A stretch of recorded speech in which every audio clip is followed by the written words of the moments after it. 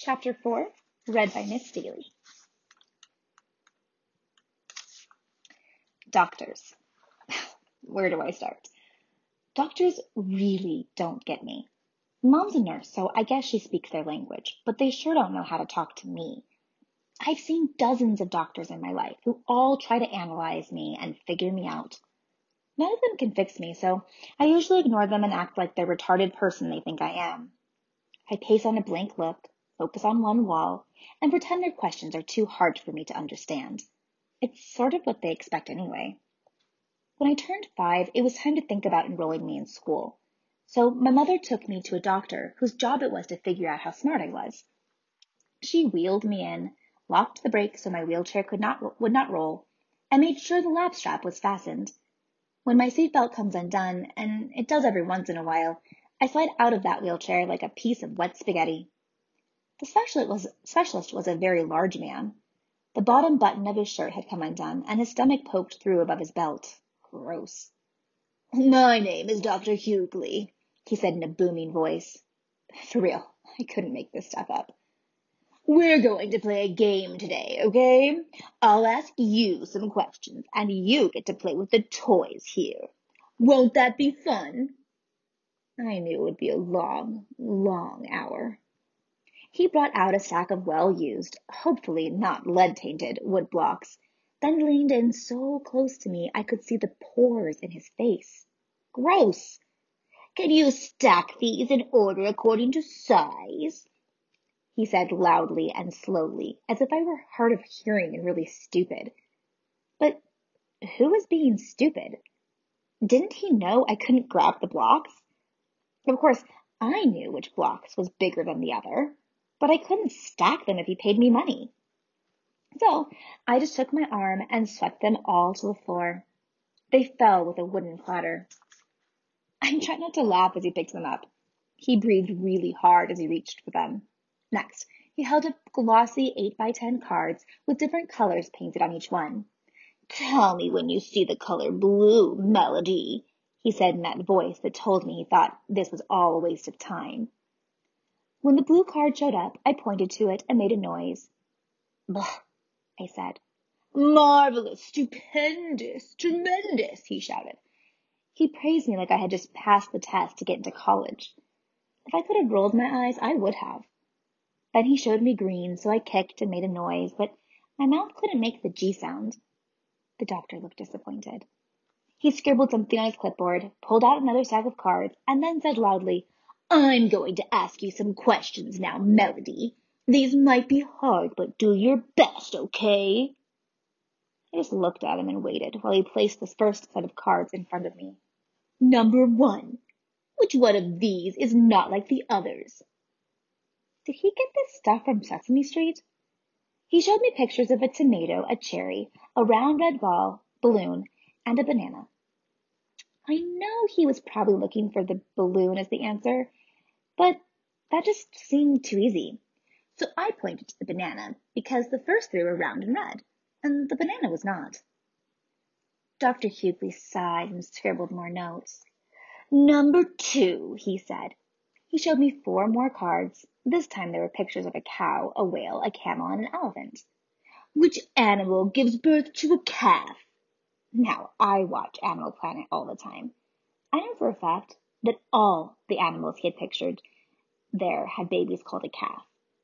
I thought doctors were supposed to be smart. What to do? I hit each picture slowly and carefully, then did it once more just to make sure he understood. I don't think he did.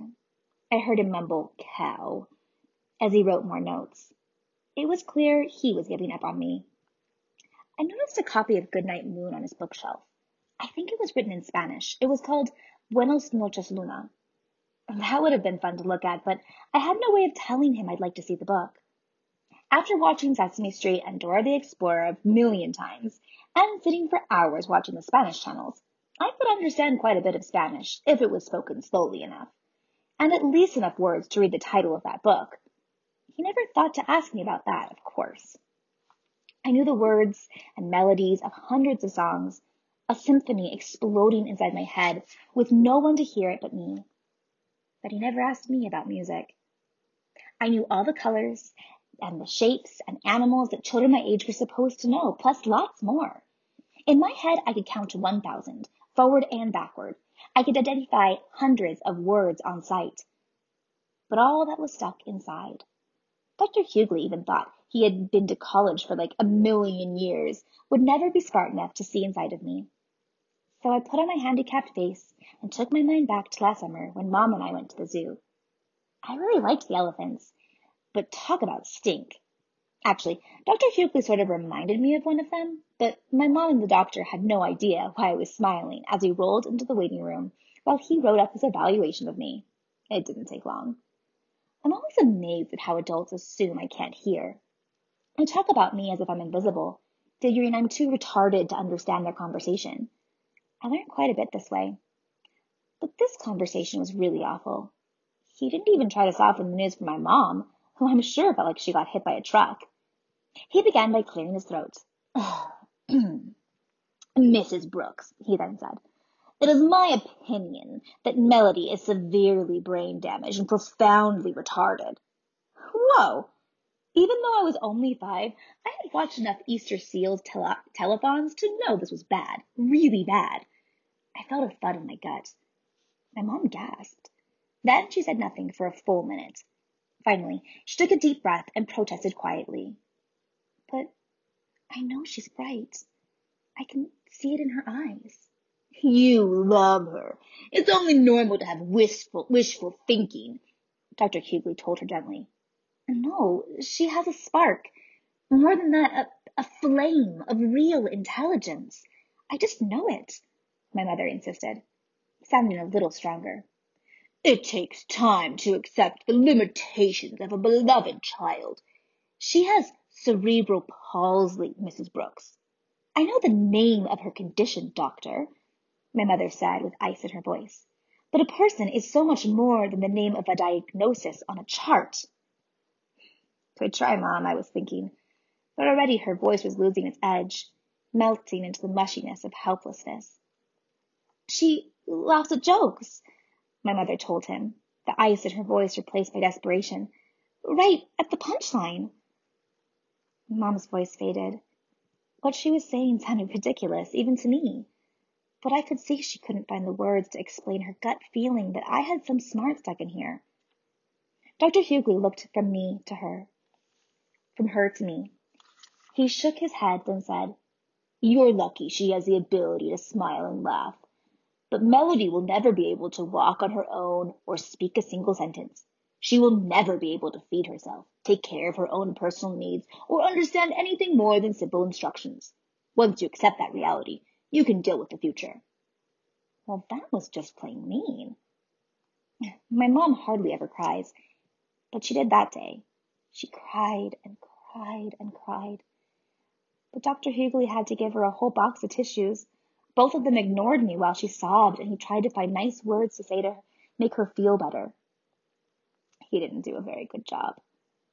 Finally, he gave her options. You and your husband have several decisions to make, he told Mom. You can choose to keep her at home, or you can send her to a special school for the developmentally disabled. There aren't many choices here locally. Where do they get those almost pleasant-sounding phrases to describe kids like me? Mom made a sound that could have been the mewing of a kitten. She was losing it. Dr. Hughley continued, You can also decide to put Melody in a residential facility where she can be cared for and kept comfortable. He pulled out a colorful brochure with a smiling child in a wheelchair on the cover and handed it to Mom. I trembled as she took it. Let's see, the doctor said. Melody is 5 now. Yes, that's a perfect age for her to learn to adjust to a new environment. You and your husband can get on with your lives without her as a burden. In time, her memories will fade. I stared at Mom frantically. I didn't want to be sent away. Was I a burden? I never thought about it like that, but maybe it would be easier for them if I weren't around. I gulped. My hands got cold. Mom wasn't looking at me. She was staring daggers at Dr. Hughley. She crumpled up the tissue she held and stood up. Let me tell you something, Doctor. There is no way in heaven or hell that we will be sending Melody away to a nursing home. I blinked. Was this my mother? I blinked again, and she was still there, right up in Dr. Hughley's face. And she wasn't finished. You know what? My mother said as she angrily hurled the brochure into the trash can. I think you're cold and insensitive. I hope you never have a child with difficulties. You'd probably put it out with your trash. Dr. Hughley looked shocked. And what's more, she continued, I think you're wrong. I know you are. Melody has more brains hidden in her head than you'll ever have, despite those fancy degrees from fancy schools you've got posted all over your walls. It was the doctor's turn to blink. You've got it easy. You have all your physical functions working properly. You never had to struggle just to be understood. You think you're smart because you have a medical degree. He was wise enough to keep his mouth shut and ashamed enough to lower his head. Mom was on a roll. You're not so intelligent, sir. You're just lucky. All of us who have our facilities intact are just plain blessed. Melody is able to figure out things, communicate, and manage in a world where nothing works right for her. She's the one with the true intelligence. She marched out of his office then, rolling me swiftly through the thick doors. In the hall, we did a quick fist bump. Well, the best I could manage. My hands were no longer cold. I am taking you right now and enrolling you at the Spalding Street Elementary School, she announced with determination as we headed back to the car. Let's get busy.